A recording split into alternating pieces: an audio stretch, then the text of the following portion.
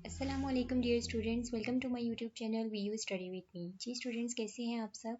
आज की अपनी इस वीडियो में मैं आपके साथ मैथ 100 की असाइनमेंट नंबर 1 शेयर करने जा रही हूँ और ये इनके सेक्शन इंचार्ज जो हैं वो मिस्टर मंसूर हैं। आप लोगों ने लाजमी अपने अपने सेक्शन इंचार्ज की ही असाइनमेंट डाउनलोड करनी है और उसी असाइनमेंट को ही आपने सबमिट करना है। अगर आप गलती से किसी और टीचर की अगर आप लोग जो है वो असाइनमेंट अपलोड कर देंगे तो आपके ज़ीरो मार्क्स आ सकते हैं, ठीक है, बल्कि आएंगे। तो आप लोगों ने इसीलिए अपने अपने सेक्शन इंचार्ज की ही फाइल अपलोड करनी है ध्यान के साथ, ताकि आप लोगों के मार्क्स जो हैं वो सेफ रहें।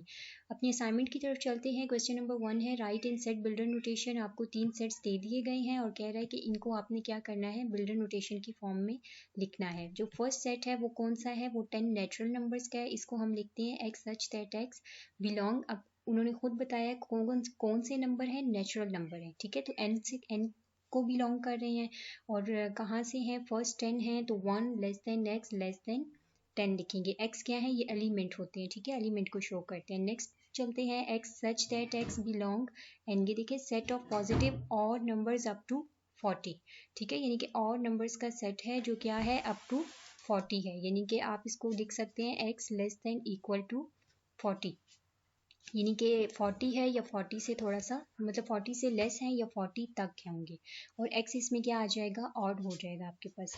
नेक्स्ट सेट आपको दे दिया है इंटीजर्स का। इसमें ये देखिए -2 1 -2 2 +2 भी गिवन है, -1 यानी कि -2 -1 0 1 2 3। ये आपके पास कौन सा सेट है, ये इंटीजर्स का सेट है। जैसे आपके पास +-1 +-2 +-3 होते हैं और इंटीजर्स को हम किससे शो करते हैं, z से शो करते हैं। तो हमने इसको लिखा x such that x belong integers, यानी कि z को बिलोंग कर रहे हैं और कहाँ से है, -2 लेस देन x कहाँ तक, लेस देन इक्वल टू 3, ठीक है। ये आपने एज इट इज़ इनको लिख देना है, ये आपका जो है। अच्छा एक चीज़ और कि कुछ स्टूडेंट्स ऐसे करते हैं कि वो एज इट इज़ जहाँ से असाइनमेंट मिलती है लेके अपलोड कर देते हैं, ऐसा मत किया करें। असाइनमेंट को लाजमी थोड़ा सा चेंज किया करें, उसको अपडेट करके फिर अपलोड किया करें, अदरवाइज सम टाइम प्रेगरिज्म की वजह से आपको ज़ीरो मार्क्स भी मिल सकते हैं।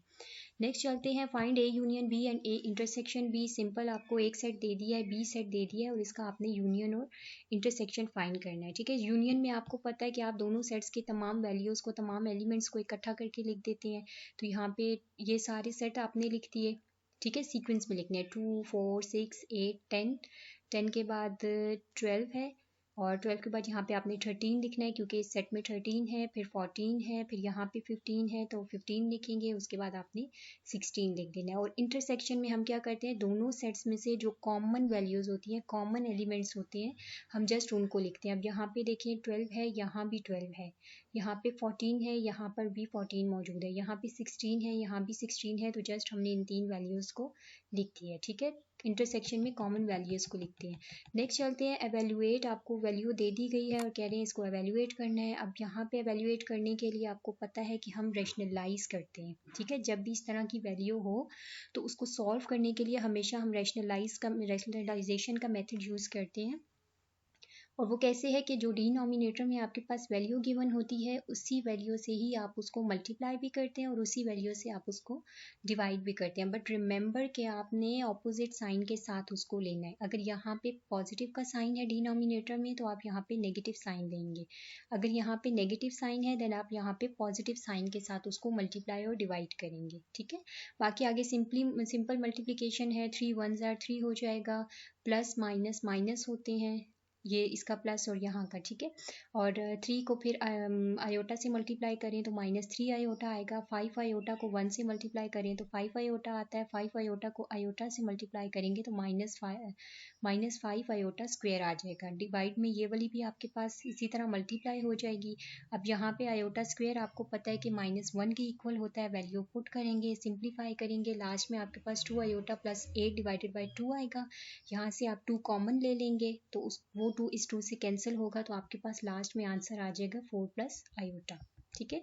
अगर कोई चीज़ आपको समझ ना आए तो आप मुझसे कमेंट बॉक्स में पूछ सकते हैं और प्लीज़ मेरे चैनल को सब्सक्राइब भी कीजिए, वीडियो को लाइक भी कर दीजिए, ज़्यादा से ज़्यादा शेयर कीजिए। अच्छा ये आपका क्वेश्चन, अच्छा सॉरी, ये आई थिंक थोड़ी सी सीक्वेंस आपकी चेंज हो गई है। पहले क्वेश्चन नंबर 5 है। अभी हमने 3 तक देखे हैं। क्वेश्चन नंबर 5 है, यहाँ पे आप अपनी असाइनमेंट में देखेंगे तो आपको 3 टाइप्स के ग्राफ दिए गए हैं और उन्होंने कहा है कि बताएं कि ये इनमें से कौन सा ग्राफ इवन है और कौन सा ग्राफ जो है वो ऑड है। ठीक है, तो आपने क्या करना है कि जो फर्स्ट और सेकंड है आपके दोनों ग्राफ वो इवन है, बिकॉज कि उनकी जो सिमेट्री है वो किसके अबाउट है, वो वाई एक्सिस के अबाउट है, इसीलिए वो इवन है। दूसरी भी आपकी वाई एक्सिस के अबाउट है तो वो भी इवन है। और जो थर्ड आपका ग्राफ होगा वो आपके ओरिजिन के अबाउट, उसकी जो सिमेट्री है वो ओरिजिन के अबाउट है, तो इसलिए वो आपके पास कौन सा ग्राफ है, ऑड फंक्शन का ग्राफ होगा। ठीक है, नेक्स्ट आपका क्वेश्चन नंबर 4 है, एवेलुएट करना है। जस्ट आपको सिंपल सी 2 वैल्यूज़ दे दी गई हैं। एवेलुएट यानी कि आपने इनको जस्ट मल्टीप्लाई करना है, इनको सॉल्व करना है आपने। तो आपने वही सेम तरीका 2 1 जार 2, ठीक है, फिर इस 2 को माइनस आयोटा से मल्टीप्लाई करेंगे तो माइनस 2 आयोटा, इस 2 आयोटा को 1 से मल्टीप्लाई करेंगे तो 2 आयोटा माइनस आयोटा मल्टीप्लाई होकर आयोटा स्क्वायर आएगा। आपको पता है कि आयोटा स्क्वायर हमारे पास किसके इक्वल होता है, -1 के। इसको सॉल्व करेंगे तो लास्ट में आपके पास आंसर आ जाएगा 4। ठीक है, उम्मीद करती हूँ आपको असाइनमेंट समझ आ गई होगी। कोई मसला हो तो आप मुझसे कमेंट बॉक्स में पूछ सकते हैं। अल्लाह हाफिज़।